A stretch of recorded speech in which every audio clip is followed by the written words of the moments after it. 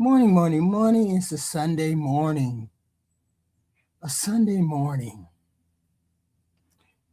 And we got the verdict of the Carmelo Anthony case. Yes, we did. We definitely did. It's one of those nostalgic type deals. Black people had hope. And some black people had hope.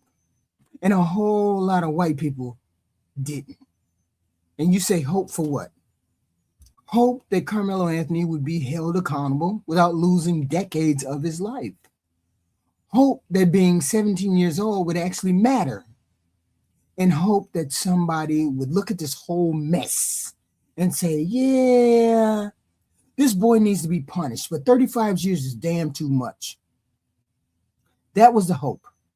And now I'm going to make this conversation a little harder because since Carmelo Anthony was convicted, we've learned some things about both of these boys, and some of it ain't pretty. We learned things about Carmelo. We learned about messages, school records, allegations involving fighting and threats, Austin's history involving racist language, allegations involving Carmelo and his former girlfriend. And after hearing all that, I still think 35 years is too much. But I'm also not going to sit here and clean Carmelo Anthony up to make that argument. I don't need to. That's where I think people get themselves in trouble with cases like this. Everybody wants their side to have the good kid and the other side to have the bad kid. Well, apparently life didn't give us that nice little package. These were two teenage boys with histories. So let's talk about it. First, Carmelo didn't get his new trial. I kind of doubted that he would, but you hope that he would. Let's start with where we are right now. Carmelo asked for a new trial. He didn't get it. Judge Chitty, bang, bang. Chitty denied that request after a 2-day hearing. Carmelo's new lawyers argued that what happened during the original trial, including his private gentleman's agreement between the lawyers, affected his ability to receive a fair trial and affected the decision about whether he would testify. The judge said no. So as far as we know now, the conviction stands and that 35-year sentence stands. And apparently his legal team is going to fight through the appeals process, going to fight it again. Now here's where it gets interesting, right? Because during this fight for a new trial, we found out there was a whole bunch of stuff the original jury never heard. Stuff about Carmelo, stuff about Austin. And apparently the lawyers had agreed to keep much of that mess out of the trial and wanted them, I guess, just to concentrate on what was happening underneath that tent. I understand why somebody thought that was a good idea. This case was already racially explosive. But now that the information's out there, we can't pretend we don't know it or see it or hear it. Let's start with Carmelo, because I'm not going to duck Carmelo and what he said. Some of the information about Carmelo is disturbing. His former girlfriend reportedly accused him of stalking her after she tried to end the relationship. Prosecutors presented messages in which he allegedly threatened her.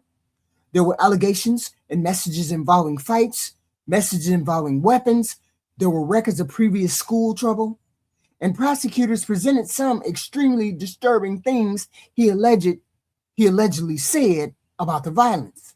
That's bad. I'm not going to give you some silly excuse for it. I'm not going to tell you, well, he was just joking. I don't know that. I'm not going to tell you teenagers just talk like that. Not all teenagers talk like that. Not all black teenagers talk like that either. And I'm not going to sit here trying to turn Carmelo into some choir boy because I don't need for him to be a choir boy to make this argument. If those records are accurate, Carmelo had some serious issues before he met Austin Metcalf underneath that tent, period. And apparently on the morning Austin was killed, Carmelo's ex-girlfriend had complained to a school official that he was stalking her after they broke up. That is significant. You can't talk about Austin's past and then suddenly become blind when somebody brings up Carmelo's. Now that's how this works. That's not how that works. I'm sorry. If we're putting everything on the table, put everything on the damn table and still have the same question. Does that mean 35 years was the appropriate sentence for what happened to Austin? That's where I separate these things, because Carmelo wasn't on trial for being a bad boyfriend. He wasn't on trial for every ugly text message that he ever sent. He was on trial for killing Austin Metcalf. And the jury had to determine what happened underneath that tent. They determined it was murder. Fine, then we get to punishment. And I still think 35 years was too much. Now let's talk about Austin, because his history came out too. And this is where this story got very uncomfortable for some people. Because apparently Austin wasn't the spotless little kid, choir boy, some people had created in their minds about him either. Court records revealed allegations involving bullying and fighting. There were disciplinary problems. There were angry issues. Something about them attacking the father and beating up the father. But the thing that jumped out at Black people was the racial stuff. The racial stuff. According to court records reported by CBS Texas, Austin and his twin brother had previously been caught spray painting graffiti that included KKK language, anti-Black language, anti-Semitic language, and the N-word. There were also documented instances of Austin reportedly using racial slurs at school. And there was an allegation that he bullied a Black student. Now, hold on. I'm not saying, therefore, Austin deserved to die. Some of you goofy goofies probably don't think that. Absolutely not. I don't care what somebody spray painted years earlier. That doesn't give another person permission to kill him. And I'm not saying Austin confronted Carmelo because Carmelo was Black. As far as I'm concerned, that has not been established. But don't tell me this information is completely meaningless either, because for over a year, this case has been sitting in the middle of a racial firestorm. Carmelo is Black, Austin is white, and now we're finding out Austin himself had a documented history involving racial slurs and racial graffiti. People are going to talk about that. Black people are definitely going to talk about that, because some people spent a year acting like race entered this story because Black people dragged us into it. Well, now we know race existed somewhere in Austin's history before Carmelo Anthony ever became a household name. That doesn't prove what happened underneath that tent was racial, but it does complicate that picture. That's all I'm saying. Now we've got two imperfect teenagers. And this is why I don't like the way people have talked about this case. Everybody wanted a hero and a villain. Life didn't cooperate like that. Carmelo apparently had troubling behavior in the past. Austin apparently had troubling behavior in his past. Carmelo reportedly had violent messages. Austin reportedly had anger and aggressive issues. Carmelo reportedly had serious problems involving his girlfriend, and Austin reportedly had racial and disciplinary issues himself. So now what? Do we decide which teenager had the uglier text messages and declare the other one the good kid? That's stupid.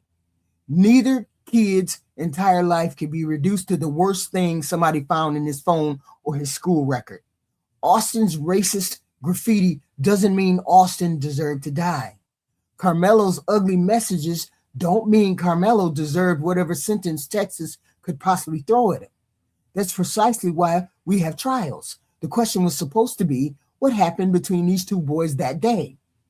And this actually makes me understand the original agreement a little bit better. Apparently, the lawyers understood exactly what would happen if all those things came out. The trial would turn into, look how terrible Austin is, or, well, let's look how terrible Carmelo is. And pretty soon, nobody would be talking about what happened underneath that tent. We'd be having a conversation over which teenager had the worst history. And because one boy was Black and one boy was white, the racial temperature would go through the damn roof, which is pretty much what's happening right now. But there's another problem. Carmelo's new lawyers argued that this informal agreement affected how his original defense was handled, including his decision about testifying. That's part of why they wanted another trial. And the new judge has now rejected that argument. So the hope is gone, at least at this stage. And this brings me right back to the black and white reaction, because now we know more. And I'm seeing the same divide between the black and white community. Some Black people looked at Austin's racial history and said, wait a damn minute. Because suddenly they're wondering whether there was more going on with Austin than the public originally knew. Meanwhile, some white people looked at Carmelo's messages and history with his girlfriend and said, see what we told you? We told you exactly who he was. And I want everybody to shut the fuck up and slow down, because neither one of those things automatically tells us what happened underneath that tent. Austin used racial slurs previously does not prove he used one against Carmelo that day. Carmelo making violent statements previously does not by itself tell us exactly what was going on in his head when the confrontation with Austin happened. Background can give us context. It isn't a time machine either, so we still have to separate what we know from what we think. But I'll tell you what the new information does change for me. It makes me less interested in anybody trying to make either one of these boys a saint. Neither one of those boys was a saint. They were teenagers, and apparently they both had some serious issues, aggression issues, mental issues. That actually makes this whole thing sadder to me, because maybe there were warning signs around on both sides. These boys, they had adults in their life that didn't pay attention to some of these things. Carmelo allegedly threatened a girlfriend. That's serious. A teenager talking about weapons and violence. That's serious. Austin having anger problems. That was serious. Racial graffiti. That's serious. Bullying allegations. That's serious. How many warning signs do we overlook with teenagers because we say they're just kids, they're just kids? Then something terrible happens and suddenly everybody wants to know where it came from. Maybe it didn't come out of nowhere. But here's what hasn't changed for me. 35 years. That's what hasn't changed. And this is where some people are going to disagree with me. I don't care. They are saying, TPP, after hearing all the stuff about Carmelo, how can you still think 35 years is too much? Easy. Because he was still 17. His past doesn't make him 25. His messages don't make him 30. His problems with his girlfriend don't make him a fully developed adult. They make him a troubled teenager. Maybe a very troubled teenager. But that's actually when I want intervention to happen the most. Because if you've got a 17-year-old showing signs of violence, aggression, and instability, I want somebody trying to fix that young man before he becomes a 30-year-old showing the same type of behavior. Now, obviously, we're past prevention in this particular case. Somebody died. There have to be consequences. But I still believe there ought to be some possibility that Carmelo Anthony becomes something better than the person he was at 17. And that is the hope I've been talking about. This is what I mean when I say black people had hope and some white people didn't. Hope for what? Not a hope that Austin didn't matter. Not hope that Carmelo could kill somebody and go home. Not hope that everything would disappear. Hope that punishment wouldn't mean throwing the entire young man's life away. Hope that 17 would still count as 17. Hope that somebody would believe there could still be something worth saving in Carmelo Anthony. And yes, after the original judge was removed from the post-trial proceedings, some people had hope that maybe the courts would take another look. They did. The answer was no. The new trial was denied. So now the 35-year sentence remains. I'm still uncomfortable with 35 years. And I understand why some white people aren't. Because they're looking at Austin. And Austin doesn't get rehabilitation. Austin doesn't get a second chance. He doesn't get to become a better man at 30. Austin doesn't get any of that. He's dead. So I understand the person who says, why are you worried about Carmelo's future? Austin doesn't have one either. That's a powerful argument. I just don't agree with where it leads. Because taking Carmelo's future doesn't restore Austin's. We've already lost one life. How much of another life do we need before we decide the debt has been paid? That's the question. And I'm not going to let either side cheat. If you're supporting Carmelo Anthony, you don't get to pretend these allegations and messages about him don't exist. They do. They're disturbing. Deal with them. And if you're supporting Austin, you don't get to pretend his documented racial history and other reported problems don't exist either. They do. Deal with them. Neither history proves what happened underneath that tent, but both histories tell us these were complicated teenagers. And that's where I wish this conversation would finally grow up. Grow the fuck up, some of y'all. Because Austin doesn't have to be perfect for his death to be wrong. And Carmelo doesn't have to be perfect for 35 years to feel excessive. That's it. That's my position. I don't need a saint. I don't need I don't need a monster. I don't need to rewrite either teenager's life or history. Austin Metcalf should be alive. Carmelo Anthony deserved consequences for what the jury determined he did. And knowing what I know today about both of them, I still believe 35 years is too harsh. You can disagree or not. It doesn't matter. But at least disagree with the argument I'm making, because my hope was never that Carmelo Anthony would get away with killing Austin Metcalf. My hope was that we could punish a troubled 17-year-old without deciding there was nothing left in him worth saving. And after everything we've learned about Austin, after everything we've learned about Carmelo, and after Carmelo has now been denied another trial, that's where I stand about this. Okay? This is where I stand. 35 years was excessive. So let me read some things in the chat. That's my rant at 7 o'clock in the morning. Let me read this. Hello, everybody. Hello, Anthony J. Pat Paulson. He could have got 99 years. I get that too. Okay. What is this person? Stop already. The watermelon felon isn't getting out. Goofy Pat Paulson. Goofy. Over here, we don't talk reckless. We talk like we have common sense. Kamoto is a villain, of course. Bullying is wrong. Of course, bullying is wrong. All bullying is wrong. All of that. He was and is a monster. You're goofy. Grow up. I hate immature human beings. I hate immature human beings over the age of 25. Really. I really do. Carmelo's on his opinions this morning. Blacks hate admitting they raised money. Carmelo murdered that white kid. He didn't murder the white kid. He killed the white kid. There's a difference between murder and killing. Murder meant he intended to kill him. He didn't intend to kill him. He didn't intend to murder him. It's not murder, it's killing. Goofy. The race angle is a waste of energy. Yes, it is a waste of energy. Case closed. Okay. You raise monsters. Sure, we raise monsters. I raise monsters. Doctors, lawyers, and Indian chiefs too. Goofy Pat Paulson. You're demons and need to stay away from white people. No, you white people need to stay away from black people. Love much. Hello, thank you. Melo's statement matters more than Austin's because he killed Austin in a way that matches the things he was saying. Yeah, goofy. Hey, it is what it is. Both sides, only one side guilty. Carmelo stabbed a boy. Yes, he stabbed a boy. He's a monster. Not necessarily a monster. You're not saying you guys be killing me. Some of you white people be killing me. It's always a monster when they black, but it's never a monster when they white.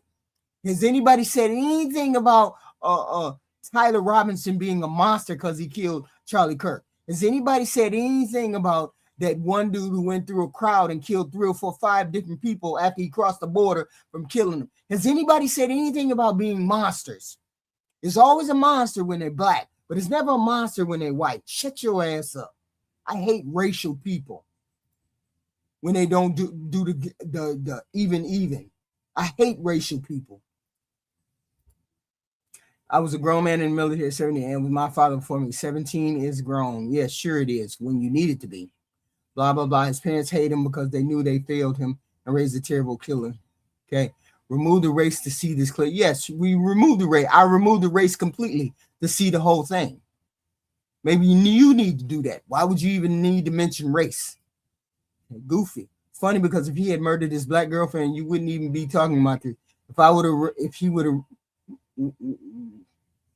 I don't care about it now. The niche guy. Okay, Carmelo is still alive, whether it's behind bars or not. He still gets to live. 35 years is not long enough. 35 years is excessive, in my opinion. Getting killed at a track meet is pure evil. Yeah, he didn't go there to murder someone. There's a difference between going there to murder someone and killing someone. Some of you goofy people, goofy people need to get that through your head. Murder and killed is two different things. Murder and killed. Goofy. 35 years is crazy, especially when another kid got 10 in Texas. Of course. It's crazy. Of course it's crazy. Okay. Kid waived his Fifth and Sixth Amendment and spoke to police. He did not get a jury of his peers. Seventh Amendment, and his sentence was cruel and unusual. Eighth Amendment, constitutional violation. I don't know what. I don't know what happened. I don't know what happened. That's crazy. That's wild. I'm a racist. Of course I'm a racist. To a racist human being, the minute I say white, I'm racist. That's why you goofy people need to be goofy somewhere else. Just because I say the word white doesn't mean I'm racist. Please understand that. Goofy Pat Paulson, 1108. Jesus. Man, some of y'all need to really grow up. I swear to God. But that's neither here nor there. Those are my thoughts on the KARMELO case. Those are my thoughts on the KARMELO case. And I'll have some more thoughts later on, but I just happened to run in at 7 o'clock, and I'll see you in the next video. Thank you very much for showing up. Thank you very much.